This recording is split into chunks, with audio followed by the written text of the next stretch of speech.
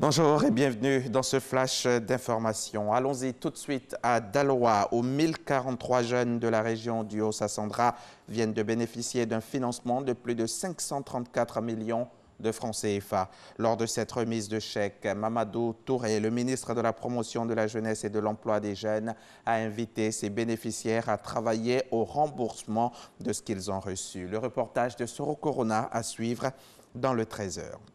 La Côte d'Ivoire produit de plus en plus d'or et de manganèse. Rien qu'en 2019, la production de l'or a atteint le niveau de plus de 32 tonnes.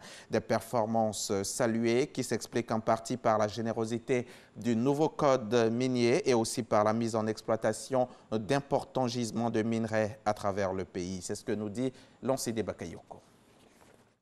La Côte d'Ivoire dispose d'importants gisements de minerais non encore exploités. La bauxite, le nickel, le diamant donnent de réels motifs d'espoir, mais les chiffres de l'exercice écoulé montrent l'or et le manganèse brillant de mille feux.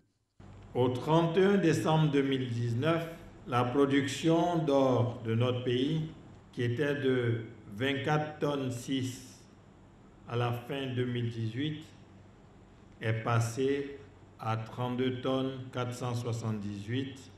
De même, la production de manganèse, qui était de 791 911 tonnes en 2018, est passée à 1 181 803 tonnes pour l'année 2019.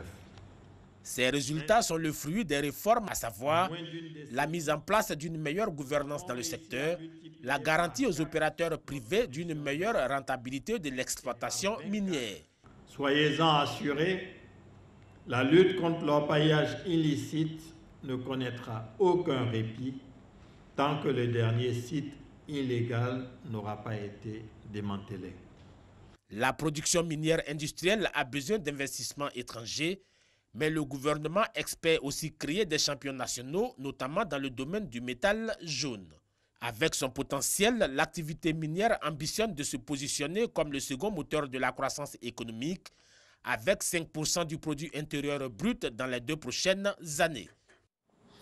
Hier, vendredi, à Cocody, 2 plateaux au siège de la CEI. À l'occasion de sa traditionnelle présentation de vœux, la Commission électorale indépendante a fait le bilan de l'année écoulée et a fixé les objectifs pour cette année 2020. 2020, cette année électorale, les grands défis qui attendent l'institution ont été énumérés pour les futures échéances.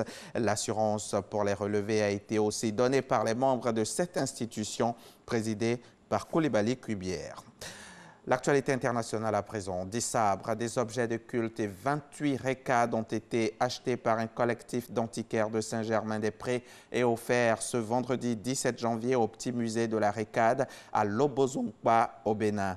À l'intérieur de ce musée, les objets sont disposés le long des murs et une petite étiquette en résume l'histoire et l'origine. La forme de chaque bâton de commandement est fonction du symbole et du nom fort du souverain. Pour la 48e semaine d'affilée, des milliers de personnes sont descendues vendredi 17 janvier dans les rues d'Alger et d'autres villes du pays pour réclamer un changement de régime au moment où l'avenir du mouvement de contestation populaire, le Hirak, fait débat dans la société. Le président Félix Tshisekedi s'est rendu hier vendredi à Rome, où il a rencontré pendant une trentaine de minutes le pape François en tête-à-tête avant d'assister à la ratification d'un accord cadre longtemps attendu. Cet accord normalise les relations entre les 2 États, définit leur périmètre et accorde une personnalité juridique aux différentes organisations de l'Église catholique au Congo. Quasiment un État dans l'État, l'Église est présente dans tous les secteurs au Congo, éducation et santé, sensibilisation et observation électorale. Dans certaines parties reculées du pays, c'est elle qui transporte le salaire des fonctionnaires. Mais pour décrire toutes ces relations, il n'y avait jusque-là aucun cadre juridique. Fin de ce flash. Prochain rendez-vous, 13h pour le journal.